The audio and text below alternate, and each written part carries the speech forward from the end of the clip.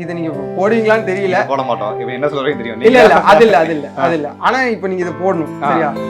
இப்போ அழுது வேஸ்ட், புலம்பி வேஸ்ட், உங்க கண்ணீர் வேஸ்ட், உங்க எமோஷன் எல்லாமே வேஸ்ட். அது மட்டும் ஷுவரா சொல்றேன். இந்த அதுவும் நீங்க ஆம்பளையா இருந்தீங்கன்னா டோட்டல் வேஸ்ட்.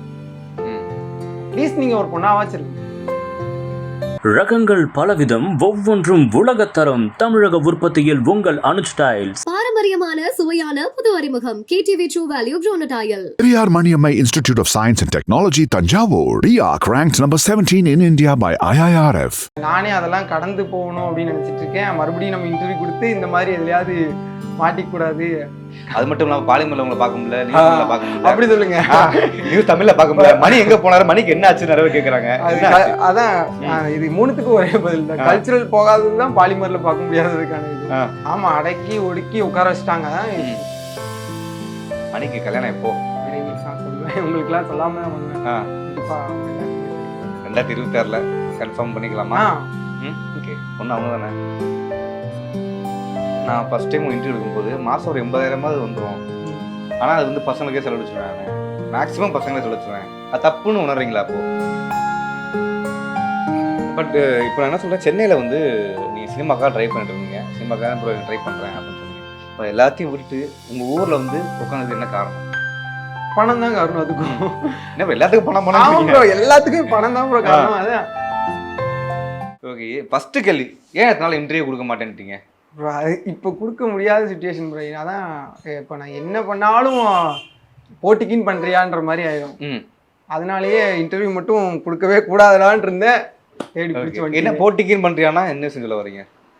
வேணாம் ப்ரோ. அதான் இப்போ நான் வந்து நீங்கள் சும்மா என்கிட்ட ஏதாவது கேள்வி கேட்டிங்கன்னா கூட, ப்ரோ காலையில் என்ன சாப்பிட்டீங்க? இட்லி சாப்பிட்டா. ஓ, அப்போ நீங்கள் அவங்க சோறு சாப்பிடலன்னு சொல்லி குத்தி காட்டுறியா அப்படிங்கிற மாதிரி வந்துட்டு போகும்.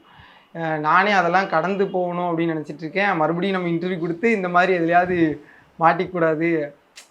நான் என்ன பண்ணாலும் அவன் போட்டிக்குன்னே பண்ண மாதிரி போர்ட்ரேட் ஆகுது ப்ரோ. அதனால இன்டர்வியூ எதுவுமே கொடுக்க வேணாம் அப்படின்ட்டு. இப்போ இதுலேருந்து ஒரு முடிவு தெரிஞ்சு சொல்லிடலாம். அதாவது டோட்டலாக மறந்துட்டீங்க, இதை பற்றி பேசவே மாட்டீங்க, அவர் தானே? ஆமாம். இந்த மாதிரி பற்றி நம்ம பேச வேண்டாம். எதுவுமே. ஓகே. உங்கள் வாழ்க்கை எப்படி போய்கிட்டு இருக்கு சொல்லுங்கள். அதாவது இப்போலாம் வந்து கல்ச்சரில் அவங்களை பார்க்கவே முடியல. அது மட்டும் இல்லாமல் பாலிமரில் உங்களை பார்க்க முடியல, நியூஸ்ல பார்க்க முடியல. அப்படி சொல்லுங்க.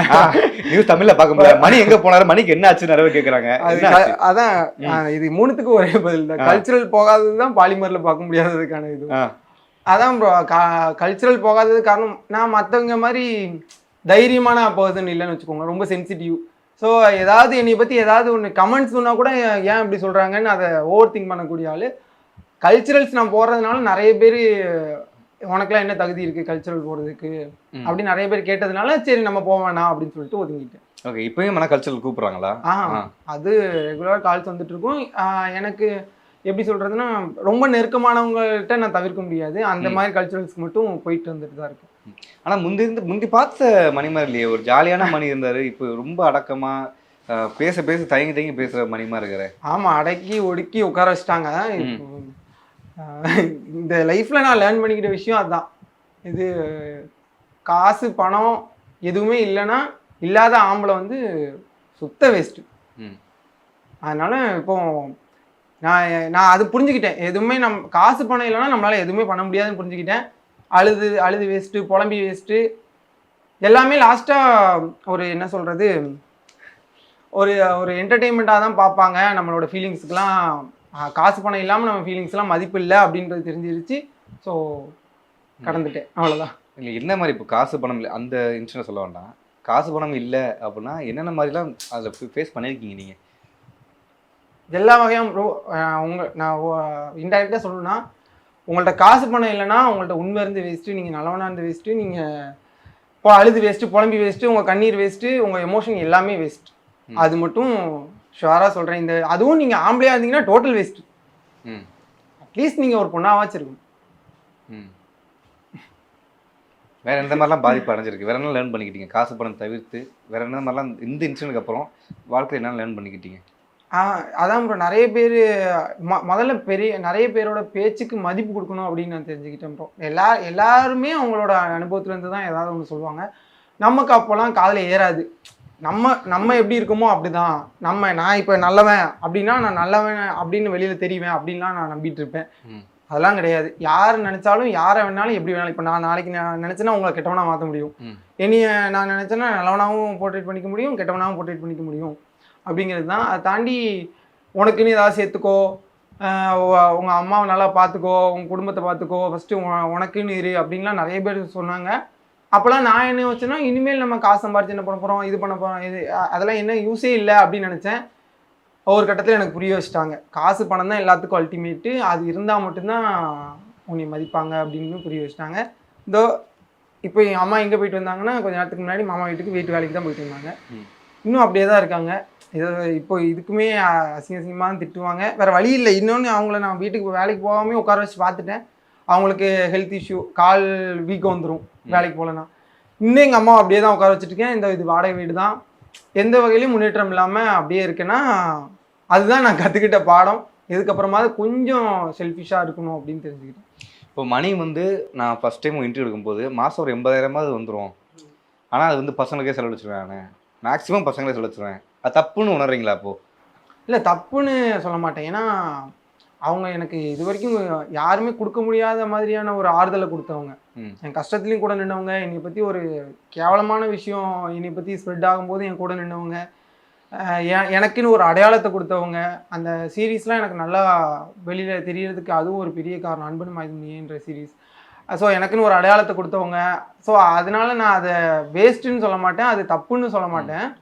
நான் என்ன கேட்கறேன்னா, சாரி இன்டரப்ட், எப்படின்னா பசங்களுக்கு செலவு சொல்ல, அதாவது அந்த காசை வந்து சேவிங்ஸில் கொஞ்சம் வச்சிருக்கலாமோன்னு தோணிருக்கா அப்படி கேட்க வரேன். அதான் ப்ரோ, சேவிங்ஸ் கண்டிப்பாக சேவிங்ஸ் இருந்திருக்கணும். அதை தாண்டி பணத்தை நோக்கி நான் ஓடி இருக்கணும். நான் அதுக்கான முயற்சியே பண்ணல.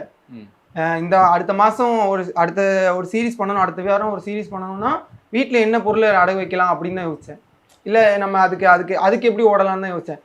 1 லட்ச ரூபா சம்பாதிக்கணும், அதில் வந்து நம்ம 80,000 செலவு பண்ணணும், 20,000 சேவ் பண்ணணும் அப்படின்ற பிளான் எனக்கு இல்லாமல் போச்சு. இன்னொன்று, எனக்கு இதுக்கப்புறம் குடும்பமே இருக்க போகிறது இல்லைன்ற ஒரு முடிவில் இருந்தேன். அப்போ நான் நீங்கள் உங்கள்கிட்டயே சொல்லிடுறேன். ஸோ அது இப்போ வந்து மறுபடியும் இல்லை, நம்மளுக்குன்னு ஒரு குடும்பம் இருக்குது, நமக்குன்னு ஒரு குடும்பம் வேணும், நம்ம அம்மாவுக்கு நம்ம பிள்ளையாக இருக்கணும் அப்படின்லாம் யோசிக்கிறதுனால இப்போ தான் அதோட எவ்வளோ காசை நான் வீணாக செலவு பண்ணியிருக்கேன் அப்படிங்கிறது எனக்கு புரியுது. இப்போ இந்த கேள்வி நிறைய பேர் உங்கள்கிட்ட கேட்டிருப்பாங்க, நானும் திரும்ப கேட்குறேன். இப்போ அங்கே வந்து கார் வாங்கிட்டாங்க, நீ இன்னும் கார் வாங்கலை, அங்கே வந்து வீடு கட்டிட்டாங்க, நீ இன்னும் வீடு கட்டல, அவங்க எவ்வளோ பாரு கரெக்டாக வந்து சேவிங்ஸ் பண்ணுறாங்க, நீ சேவிங்ஸ் பண்ணல அப்படின்னு கமெண்ட் நிறைய பேர் வருது. உங்களுக்கு அதுக்கு நீங்கள் சொல்கிற ஆன்சர் என்னவா இருக்கும்? நான் இதுக்கு வந்து அங்கேன்றதை தவிர்த்துட்டு நான் எப்படி ஆன்சர் சொல்கிறேன்னா, பொதுவாக யூடியூபர்ஸ் எல்லாருமே அப்படின்னு கேட்குற வச்சு சொல்கிறேன். ஆமாம், அவங்க கேட்குறது உண்மைதான். இப்போ எங்கள் எடிட்டர் கூட கேட்டார், என்னன்னா நான் அவங்களை வெளியிலேருந்து பார்த்துட்டு நீங்கள் நிறைய சம்பாதிப்பீங்கன்னு நினச்சேன்னா அப்படின்னு சொல்லிட்டு எங்கள் எடிட்டர் கூட கேட்டிருக்காப்புல. ஏன்னா 400K 500K சப்ஸ்கிரைபர் இருக்கிற பர்சன் கூடயுமே அவர் ஒர்க் பண்ணியிருக்கிறாரு. அப்போ அவங்களாம் நல்லா செட்டில்டாக இருக்கும்போது நீங்கள் ஏன்னா இன்னும் இப்படி இருக்கீங்க அப்படின்னு சொல்லிட்டு அவருமே எனக்கு நிறைய இன்ஸ்ட்ரக்ஷன் கொடுத்துருக்குறாரு. அது விஷயம் என்னென்னா, எனக்கு அதான் இப்போ நீங்கள் ஒருத்தங்க ப்ரொமோஷன்னு வச்சுக்கோங்களேன், ஒரு ப்ரொமோஷனுக்கு ஒருத்தங்க 20,000 ரூபாய் கேட்குறாங்கன்னா நான் ஓகே சொல்லிடுவேன். ஒரு ரீசெண்டாக ஒரு பெரிய மூவி, ஒரு பெரிய மூவி, அது என்ன மூவி நீங்களே கெஸ் பண்ணிக்கோங்களேன். அந்த மூவிக்கு ப்ரொமோஷன் கேட்டாங்க, எனக்கு 20,000 ரூபாய்க்கு கேட்டாங்க. நான் ஓகேன்னு சொல்லிட்டேன். எனக்கு 20,000 ரூபாங்கிறது ரொம்ப பெரிய அமௌண்ட்டு, நான் ஓகேன்னு சொல்லிட்டேன். அதுக்கப்புறமா தான் தெரிஞ்சு ஒரு 250 வச்சிருக்கிறாரு அவர் ஃபாலோவர்ஸ். அந்த பர்சனுக்கு 60,000 ரூபாய்க்கு லாக் பண்ணியிருக்கிறாரு. அவர் என்னை திட்டினார், நீ போகாத, 1 மில்லியன் வச்சுக்கிட்டு நீ இந்த ப்ரொமோஷனுக்கு இவ்வளோ வாங்கிட்டு போகக்கூடாது அப்படின்னாரு. நான் அப்புறம் அவங்கள்ட்ட கால் பண்ணி அந்த ஏஜென்ட்டை கேட்கும்போது தான் தெரியுது அவங்க நடுவுலேருந்து அடிக்கிறாங்க பணத்தை அப்படின்னு சொல்லிட்டு. அவங்க என்ன சொன்னாங்கன்னா, பிரதர் நாங்கள் வந்து மேக்ஸிமம் ஒரு 50 வரைக்கும் கொண்டு வரோம், ட்ரை பண்ணுறோம் அப்படின்னாங்க. கடைசி வரைக்கும் அவங்க 13 தான் சொன்னாங்க. ஆனால் எனக்கு கடைசியில் அது கேன்சலே ஆகிடுச்சு, கிடைக்கவே இல்லைன்னு வச்சுக்கோங்களேன். ஸோ என்னை பொறுத்த வரைக்கும் அந்த பணத்தை நோக்கி, நம்ம பணத்தோட வேல்யூ தெரியாது, என்னோட ஒர்த்து தெரியாது, இதனால் நான் பணமே சம்பாதிக்காமல் இருந்துட்டேன். இருந்தாலும் ஒரு வருத்தம் இருக்குமா நம்ம வந்து பணம் சம்பாதிக்காமல்? ஆமாம் ப்ரோ, அது பெரிய வருத்தம் உண்டு. இன்னொன்று, ரொம்ப ஏமாளியாக இருந்துட்டோம் அப்படின்றதுலாம் நல்லா தெரியும். ஆனால் என்னை மாற்றிக்க முடியல. நான் ரொம்ப ட்ரை பண்ணிகிட்டே தான் இருக்கேன். இப்போ நீங்கள் வந்து அதட்டி, இப்போ இதை நீங்கள் போடுவீங்களான்னு தெரியல. போட மாட்டோம், இப்போ என்ன சொல்கிறேன்னு தெரியும். இல்லை அது இல்லை. ஆனால் இப்போ நீங்கள் இதை போடணும், சரியா? நான் நீங்கள் ஒரு ப்ரொமோஷன் கொடுக்குறவரே இருந்தாலுமே நீங்கள் ஒரு 20,000 ரூபா பேமெண்ட் சொல்கிறீங்கன்னா, நான் 20,000 ரூபா பேமெண்ட் சொல்கிறேன், நீங்கள் ப்ரோ 10,000 ப்ரோ, என்ன ப்ரோ 20,000 ரூபா கேட்குறீங்க அப்படின்னு, சரி 10,000 வாங்க அப்படின்னு சொல்லிடுவேன். அந்த மாதிரியே இருந்ததுனால என்னால் என்னை மாற்றிக்க முடியல. உங்கள் இன்னசென்ட்டாக யாரெல்லாம் யூஸ் பண்ணிக்காங்கன்னு நினைக்கிறீங்க? எந்த விஷயத்தில் யூஸ் பண்ணிக்காங்கன்னு நினைக்கிறீங்க? எல்லாரும் யூஸ் பண்ணிக்கிறாங்க. உங்கள் தம்பி கை கட்டுறது நானும் யூஸ் பண்ணியிருக்கேன். எல்லாரும் யூஸ் பண்ணிக்கிறாங்க. குறிப்பாக பண விஷயத்தில் எல்லாருமே யூஸ் பண்ணிக்கிறாங்க. ஏதாவது 2-3 இன்சிடென்ட் சொல்ல முடியுமா? அப்புறம் அதான் இப்போ சொன்ன ஒரு இன்சிடென்ட்டு. அப்புறம் பிராண்ட் பேர் என்னால் சொல்ல முடியாத ஒரு யூடியூப்பை நிர்வகிக்கிற ஒரு பெரிய பிராண்ட்ஸ், அப்படின்னாலே உங்களுக்கு 2-3 தான் இருக்குது. அதில் ஒரு பிராண்ட் அவங்க கூட என்ன ஆச்சுன்னா ஒரு ஷார்ட்ஸ் கேம்பெயின் அப்போ தான் வந்த புதுசு.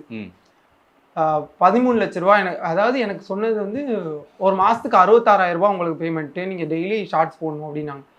என்னை பொறுத்த வரைக்கும் 66,000 ரூபாங்கிறது ரொம்ப பெரிய அமௌண்ட்டு. நான் இன்ஸ்டாவில் போகிற அதே வீடியோ தானே இங்கேயும் போட போகிறேன் அப்படிங்கிற மைண்ட் செட்டில் இருந்தேன். 6 மந்த் கான்ட்ராக்ட்டு. ஸோ 6 மாதத்துக்கு 36,000 ரூபா, சாரி 3,66,000 ரூபா எனக்கு அமௌண்ட்டுன்னாங்க. என்னை பொறுத்த வரைக்கும் அது பெரிய அமௌண்ட்டு, நான் ஓகே சொல்லிட்டேன். திடீர்னு பார்த்தா ஒரு 4வது மாதத்தில் எனக்கு ஆட்சன்ஸுக்கு அமௌண்ட் வருது. 13 லட்ச ரூபா வந்துச்சு. 13 லட்ச ரூபா. நான் எங்கள் அம்மாட்ட ஃபோன் போட்டு, அம்மா ஊரில் இடம் என்ன வேலைன்னு கேளுங்க, பக்கத்தில் ஏதாவது இடத்த புக் பண்ணுவோம் அப்படின்னு சொல்லிட்டு எங்கள் அம்மாட்டெல்லாம் சொல்லிட்டேன்.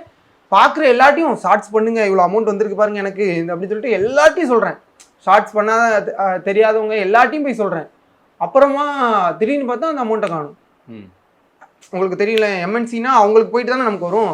அவங்கள்ட்ட போயிடுச்சு. அவங்க எனக்கு வழக்கம் போல் 66,000 ரூபா அனுப்பிச்சி விட்றாங்க. அந்த அமௌண்ட்டை காணும். இப்போவும் நீங்கள் என்னால் ப்ரூவ் பண்ண முடியும். எடுத்துக்க பார்த்தோம்னா அதிகமாக எதில் வந்திருக்குன்னு பார்த்தோம்னா இருக்கும். ஸோ அவங்க வந்து உனக்கு நான் பேசினது இவ்வளோ தானே, உன் பேமெண்ட்டை நான் உனக்கு கொடுத்துருவேன், நீ இதில் தலையிடக்கூடாதுங்க. ஏங்க நீங்கள் வந்து 13 லட்ச ரூபா உனக்கு பேமெண்ட்டு, அதில் உனக்கு 3 லட்ச ரூபா தருவேன் நீங்கள் சொல்லவே இல்லையே. நீங்கள் அப்படி சொல்லி 13 லட்ச ரூபாயில் நீங்கள் ஒரு அட்லீஸ்ட் எனக்கு நீங்கள் ஒரு 3 லட்ச ரூபா எடுத்துகிட்டு நீங்கள் எந்த வேலையுமே பண்ண போகிறதில்ல, நான் தான் ஷார்ட்ஸ் போட போகிறேன். எல்லாம் 3 லட்ச ரூபா எடுத்துகிட்டு 10 லட்ச ரூபா கொடுத்தா கூட அவங்க வந்து அப்படியே டோட்டலாக எடுத்துட்டாங்க. அதுக்கு நிறைய ட்ரை பண்ணி பார்த்தேன், ஒன்றும் முடியலை. லாஸ்ட்டாக அந்த அமௌண்ட்லேயே முடிச்சிட்டாங்க. இது ஒரு எக்ஸாம்பிள்னு வச்சுக்கோங்களேன். இது ஒரு பெரிய இன்சிடென்ட் எனக்கு நடந்ததில். எனக்கு 10 லட்ச ரூபாங்கிற பெரிய அமௌண்ட் அது லாஸ்ட் வரைக்கும் கிடைக்காம போயிடுச்சு. ஓகே. பட் இப்போ நான் என்ன சொல்கிறேன், சென்னையில் வந்து நீங்கள் சினிமாக்காக ட்ரை பண்ணிட்டு இருந்தீங்க, சினிமாக்காக தான் ப்ரோ ட்ரை பண்ணுறேன் அப்படின்னு சொன்னீங்க. இப்போ எல்லாத்தையும் விட்டுட்டு உங்கள் ஊரில் வந்து உட்காந்தது என்ன காரணம்? பணம் தான் காரணம். அதுக்கும் என்ன எல்லாத்துக்கும் பணம் ப்ரோ, எல்லாத்துக்கும் பணம் தான் ப்ரோ காரணம். அதான் அங்கே சென்னையில் இருக்கும்போது அந்த வீடை வெக்கேட் பண்ணுற சுச்சுவேஷன் ஆச்சு. வீடை வெக்கேட் பண்ணிட்டு இன்னொரு வீட்டுக்கு மாறி போகலாம். திருவேற்காடில் இருந்தோம், நாங்கள் வலசரவாக்கம் சைடில் போயிடலாம் அப்படின்னு சொல்லி பிளான் பண்ணியிருந்தோம். அதுக்குள்ளே பிரதருக்கு ஹெல்த் இஷ்யூ வந்துச்சு பார்த்துருப்பீங்க. ஸோ அதில் நம்ம பணம்லாம் இதாகிற மாதிரி ஆயிடுச்சு. அப்புறம் இவரையும் வீட்டில் வச்சு பார்க்க வேண்டிய சுச்சுவேஷன் ஆனதுனால இங்கேயே கூப்பிட்டு வர வேண்டியதாக போச்சு. அப்போது வந்தது தான். அதுக்கப்புறம் சென்னையே போக முடியல. பசங்களும் நம்மளை நம்பி இருந்தாங்க, அவங்களுக்கும் ரொம்ப நாள் நம்ம வச்சு பார்க்கவும் முடியாதுன்ற நிலைமை ஆயிடுச்சு. அதனால எல்லாரையும் ஒவ்வொரு இடத்துல செப்பரேட்டாக மாற்றி விட்டுட்டு நான் இங்கேயே வந்துட்டேன். இனிமேல் இப்போ இங்கே வந்து கொஞ்சம் அமௌண்ட் சேர்த்துட்டு தான் சென்னை போகணும் அப்படிங்கிற மைண்ட்ஸில் இங்கே வந்துட்டேன். ஓகே. ஃபைனலாக மணிக்கு கல்யாணம் எப்போ? விரைவில் நான் சொல்லுவேன், உங்களுக்குலாம் சொல்லாமல் தான் பண்ணுவேன். கண்டிப்பாக அவங்க எல்லாருக்குமே சொல்லுவேன். 2026 கன்ஃபார்ம் பண்ணிக்கலாமா?